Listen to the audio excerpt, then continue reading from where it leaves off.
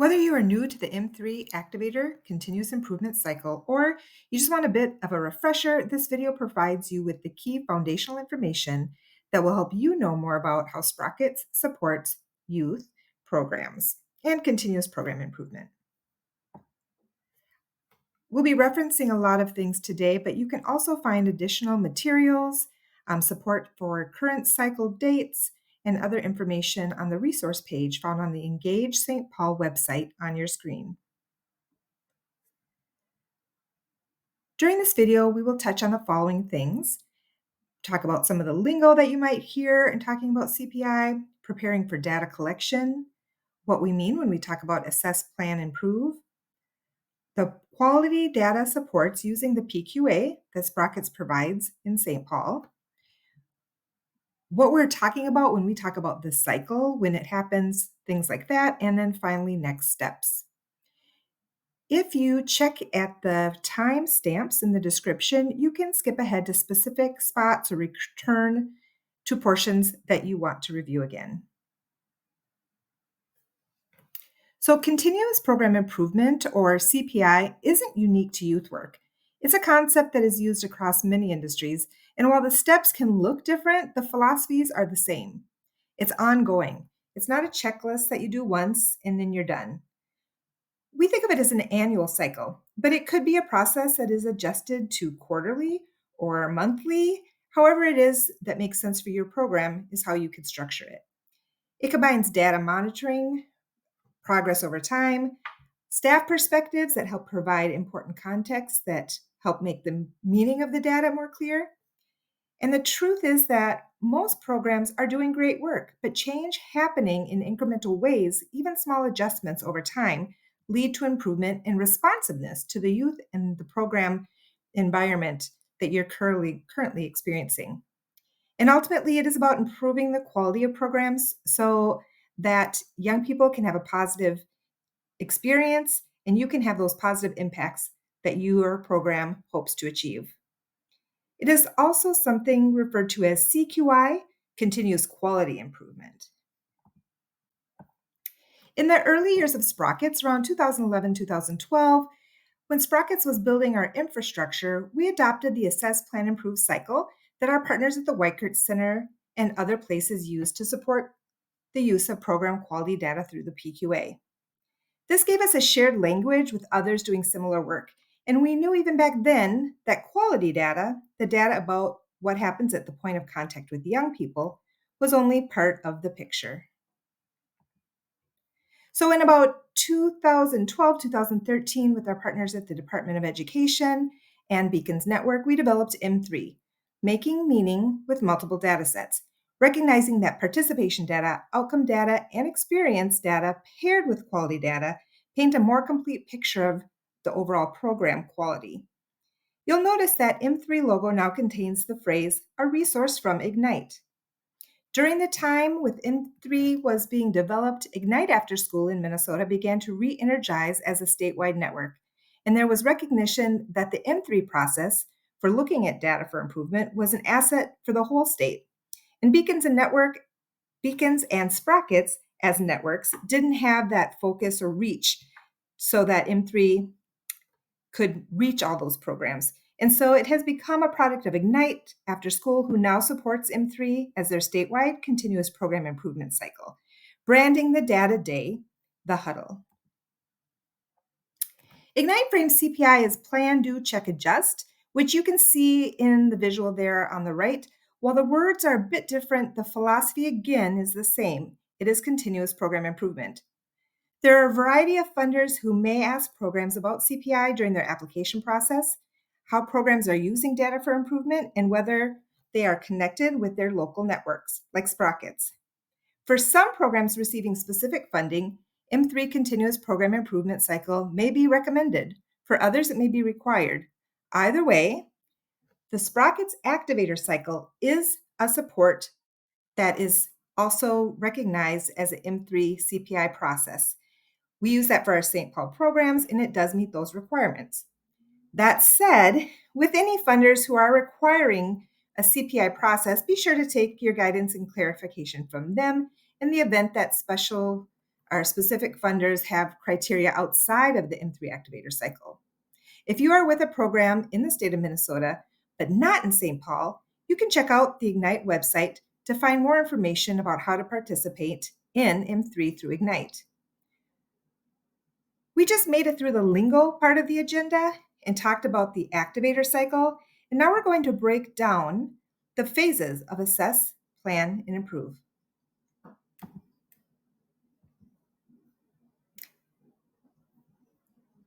And so we're going to be starting with assess. The CPI planning guide is available on the Ignite website along with the Sprockets CPI resource page and is designed to support your continuous improvement journey, whether you're just getting started or have you been part of M3 for many years. For new participants, this guide can help you identify key questions to ask in your first year, pinpoint where to focus your efforts, and you can use page 2 and 3 specifically to take an inventory of the data you currently collect and how you collect it. If you are an M3 veteran and you're familiar with the process, we encourage you to revisit the guide. It may help you organize that next step in data that you haven't yet collected to make sure you're building a full picture of your program through those 4 data areas. And page 4 can help you think about who else, staff, youth, families, who could also be bringing their perspectives into the data conversation. This guide isn't something that you need to submit. It's a resource for reflection and planning. The most important thing is to start where you are, focus on the data you already have, and use the additional content to think about how your data work can evolve over time based on your program's unique context. Now we're going to take a minute to look a little bit closer at what you'll find on page 2 of the CPI Planning Guide. This outlines how we think about and categorize the type of data programs might collect. This framework is formula-based and backed by research. We know that when young people consistently attend, so that's participation, in a high-quality program where they have positive experiences and meaningful connections, they are more likely to experience positive outcomes socially, emotionally, and academically. And the process is tool neutral, meaning it's flexible and adaptable to your context. This page gives a high-level overview of the 4 key areas of data, and you can explore each one more deeply on the Sprockets CPI resource page, linked at the bottom of your slide there. Why this matters is that the tool neutral approach means you're already using a tool, you don't need to change it. If you're not using a tool yet or aren't sure if the one you have is the right fit, we can support you in exploring options and thinking about the next steps that work for your program. We're here to help you find the best path forward, no matter where you're starting from. I do want to take a moment to talk more about how Sprocket supports that first area of data, the measuring quality practices, using the SEL PQA. One of the key areas Sprocket supports is Program Quality Assessment, PQA, using tools developed by the Weichert Center for Youth Program Quality. While often referred to as assessments, these tools are just as valuable for planning and professional development, offering a shared language and clear framework around what quality looks like at the point of service. We currently focus our supports on the Social and Emotional Learning PQA, SEL PQA. But we have a deep experience with the Youth Program Quality, YPQA, as well. Both are excellent tools for improving program practices. You can find more detailed information about the PQA tools directly on the Weichert Center's website there on your screen, or visit the Sprockets CPI resource page for our support materials as well. For Sprockets activators, those are the folks who participate in continuous program improvement through Sprockets. We offer a range of supports to help collect and use quality data, specifically again through that SEL PQA. However, if you use a different tool that measures staff practices through observation interactions at the point of service or any other tool, remember the process is tool neutral, and we're here to help you either way. For the SEL PQA, our supports include training and professional development connected to the PQA framework throughout the year. We provide an external observation for your program conducted by trained external assessors. ongoing support to build internal capacity for ongoing quality data collection. And this support is all at no cost for Sprockets Activator organizations. We believe every program should have access to data on point of service quality. If you're a new program or don't use a quality measurement tool, we'll start by providing an external observation and help build your team's capacity to use the tool over time. If you're familiar with the SELPQA, feel free to skip ahead, but if you're new to it, take a couple minutes to listen to what some of our partners have had to say.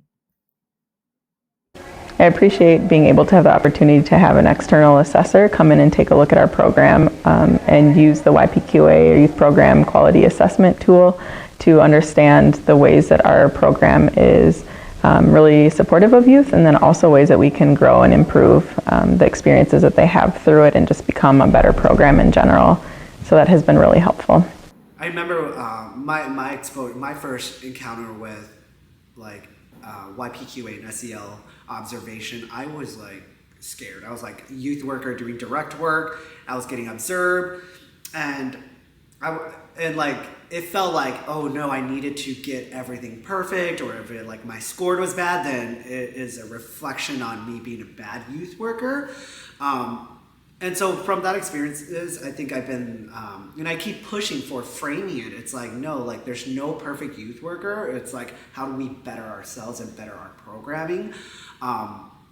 And so every time I introduce a tool to my team, I know that I always try to make sure that that is what they get out of it. It's how do you develop yourself as a youth worker and not say you're the best of the best.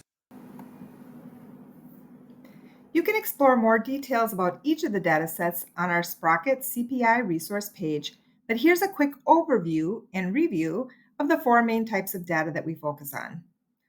The first one, again, quality data.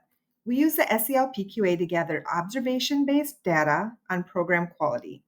Through the Activator Cycle, you'll receive access to a Scores Reporter account where you can enter data and generate reports to inform continuous improvement. We typically provide self-assessment trainings each fall, and so be sure to look for those dates. The Weichert Center also provides self-paced trainings that your organization can purchase through them at any time. The next form of data is participation data. Most organizations already collect some form of participation data, tracking demographics, attendance, and frequency of engagement. If your program does not yet have a system in place, we encourage you to learn more about the Sprockets Shared Data System, which we offer at no cost to participating programs. Program experience data is understanding how young people feel about your program. It's essential. And while we don't currently support a standardized youth survey, we offer tools and resources to help you identify or develop approaches that fit your program. We're happy to serve as a thought partner to help you explore options if you're not sure where to start. And finally, that youth outcome data. As with youth experience data, we don't prescribe a specific tool for measuring outcomes. Instead, we offer guidance, resources, and examples to help you identify the outcomes that matter most for your program and explore meaningful ways to track them over time. We recognize that outcome data can be one of the more challenging areas to define and collect, but it is a crucial part of ensuring that the experiences we create for young people are truly making the impact we intend. And if you don't have outcome measures in place right now, that's okay. We're here to support you in identifying where to start and how to grow this over time. We understand that collecting data for reporting is important too. And however, we know that's true, that's not the primary purpose of the data we're talking about here. This data is collected to support continuous program improvement, and it's a key part of the assess phase of the cycle.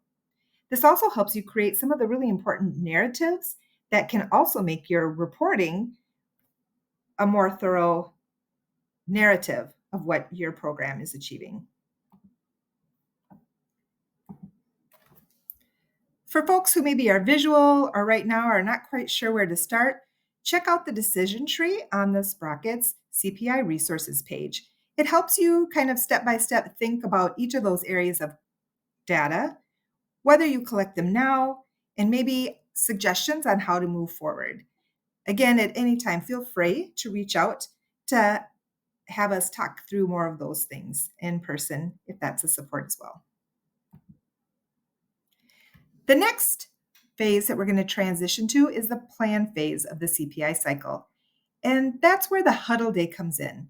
The Huddle is a structured space where your team comes together to reflect on your data, bringing in perspectives, context, and critically thinking to identify actionable steps for program improvement. Here's what you should know about the Huddle. It's a 6-hour facilitated process, often completed in one day, but can be spread across multiple sessions. Huddle facilitators are trained and supported by Ignite After School, ensuring consistency and quality across the state. No matter where you attend, you're part of a shared process that hundreds of dedicated youth workers engage in. You bring to the Huddle your data, and that's what matters, and the perspectives of the people that are there as well. We recommend bringing a team of at least 3 to 5 people that includes staff who directly work with young people, maybe decision makers for your program or program leaders. And this combination allows for richer conversations and more practical, informed planning. As your program grows in the process, you may also consider including young people or other stakeholders as part of that conversation. What happens during the huddle is that you're going to bring and work with your own data. We talk about the 4 areas of data, but we know everyone starts out where they are, and so you might not have all 4 areas. Bring what you have. We recommend at least 2 sets of data, and we have some prompts that will help you have important conversations around the data sets you might not yet collect. Other teams will be doing the same process with their data as well, and the cross-team sharing is a highlight of the day. Programs walk away with new ideas and inspiration from peers. Most of us didn't get into youth work because we love data, but this process makes data meaningful and accessible to anyone who cares about delivering great experiences for young people. You'll leave the huddle not only with the start of an action plan, but also with a stronger understanding of your data, a shared investment in your program's next steps, and a more connected team. If you have attended a huddle before, you can skip ahead, but if not, hear what other youth workers have said about using data at the huddle. Starting out, I found data to be really intimidating. Just the word by itself was kind of loaded and overwhelming for me. And as a member of ComMUSICation, we've participated in this M3 Data Day several years over, and a comfort, I think, is that each time it gets less and less overwhelming and seems more and more accessible to me, and more purposeful and functional, because I think the highlight of the day is to really take this data and make it personal for you and for your organization and for the youth that you're working with, and to find some practical application for it. So at M3, we have an opportunity to connect with ourselves as a team, but to connect with so many other organizations that are all there in the same room, doing the same work, going through the same frustrations, the same, tribulations and trials, but also who are coming up with their own ideas, their own modules of success. And so I always appreciate how interactive these sessions are. There's plenty of time to sit down, get in our bubble, dig through our data, but then there's plenty of time to share what we've learned with other organizations in the room and ask them questions. And we always come up with at least one idea we've generated ourselves and one idea that we've got from some other partner organization. The final phase of the Activator cycle is the improve phase, where you take action on the plans developed during your huddle. At the heart of this phase is your team's commitment to action. These are SMART goals created by your team, grounded in the data you reviewed and the conversations you had during the huddle. Some goals may be low-hanging fruit, easy to implement right away. Others may take more time, resources, or strategic planning. And most teams aim to focus on 2 or 3 goals, depending on their scope and complexity. Although this is called the improve phase, improvement happens all year long. Staff can participate in trainings, teams meet to reflect on data, and real-time adjustments are made during your programming. What's critical in this phase is that your plan doesn't just live on paper. It becomes part of your ongoing work culture. You can keep it active by bringing it into regular staff conversations, setting check-in points to review progress, and adjusting goals as needed based on what's working or not working. By doing this, you ensure that the cycle isn't just a one-time event, it becomes a sustainable part of your program's growth and commitment to youth. We've talked about what the activator cycle is, but when does it actually take place? At Sprockets, we align the activator cycle with the school year, with an optional version available for the summer programming as well. The process follows a rhythm with key benchmarks to guide your team through the year. The cycle starts in the fall with a network-wide kickoff event that sets the stage and builds shared momentum. This is a great opportunity to hear from other programs and how they're thinking about it, get new ideas, and build the energy within your team. After the kickoff, programs officially commit to a cycle by completing a registration information. This step serves two important purposes. It helps your team outline your goals and priorities for the year, kind of like the guided planning sheet. And it helps Sprocket staff understand how best to support your program, whether that's scheduling the observation, providing additional guidance, or noticing a trend that might call for network-wide resources.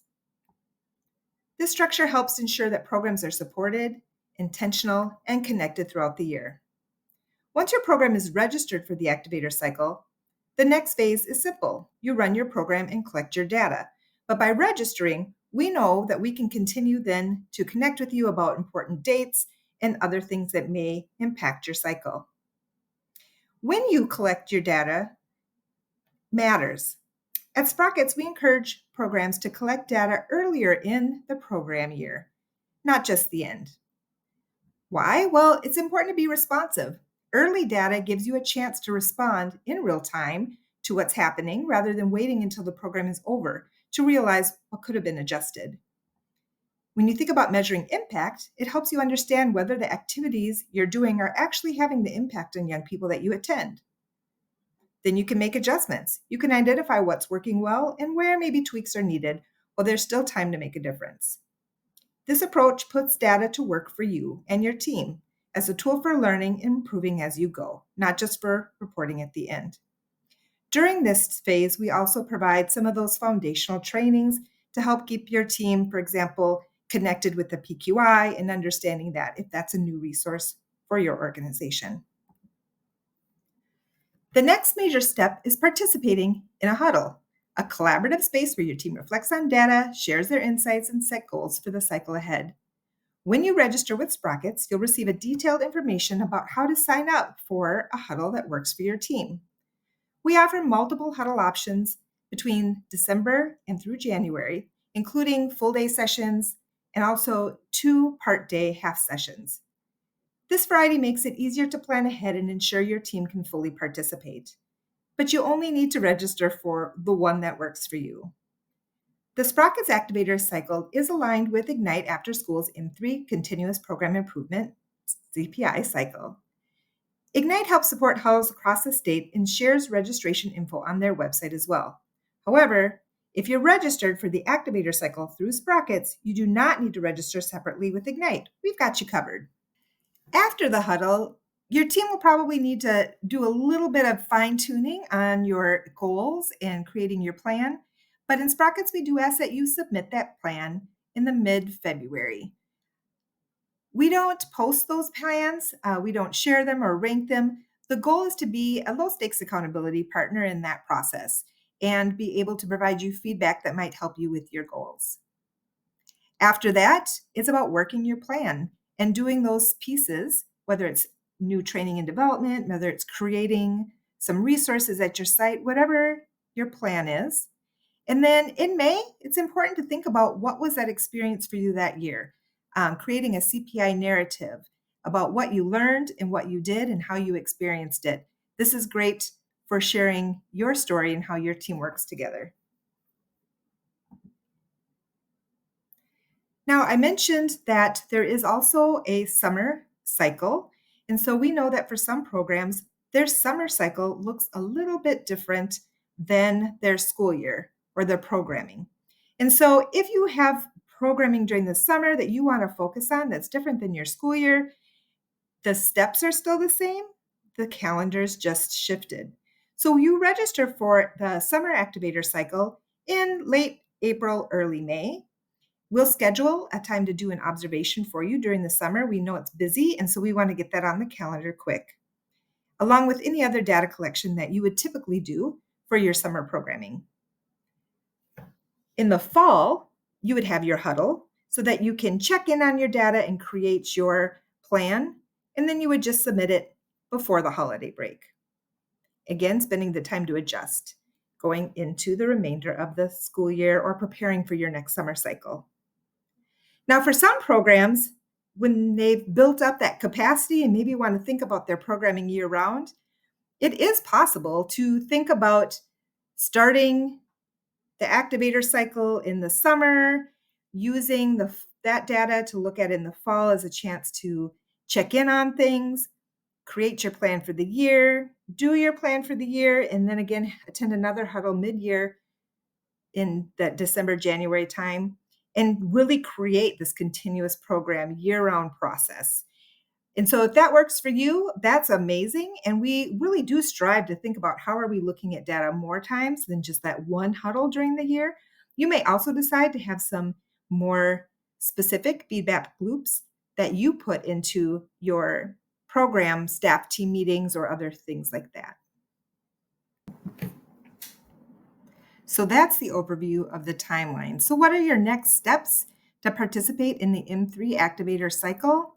Well, check out the EngageStPaul.org CPI resources page for the upcoming dates for when the next cycle begins, for resources to prepare for the cycle, and for contact information to reach out to Sprockets staff to talk through what supports you may need to best be ready for your continuous program improvement journey.